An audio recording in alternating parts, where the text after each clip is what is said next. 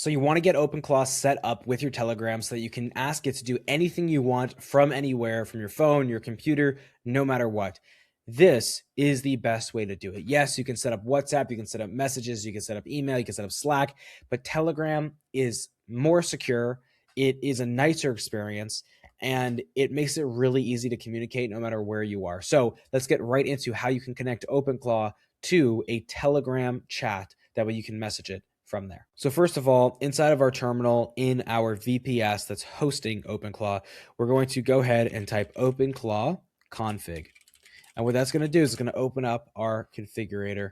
That way we can add our Telegram. We're going to go ahead and press local, and then we're going to scroll down here just by pressing the down arrow, and we're going to get to where it says channels. And we're going to press enter. Now, we already have this configured. However, you will probably not have it configured yet. So I'm just going to press configure/link, and then we're going to set up the Telegram bot API. I'm going to click that.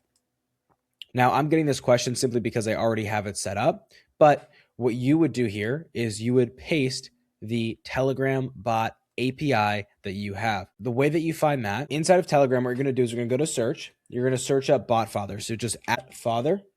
You got to make sure that this is the one you're clicking. It needs to have that verification badge. If it doesn't have the verification badge, this is not the correct one.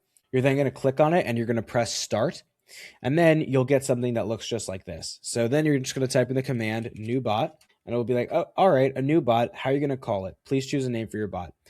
You're going to choose a name. You can call it whatever you'd like. And then it's going to send you the bot ID. So it'll send you another message. I'm not going to do it because you shouldn't share your bot IDs, but it's going to be another message that's going to have a string that's going to be your bot ID. You're then going to paste that key that the bot father just gave you right where it says Telegram bot API.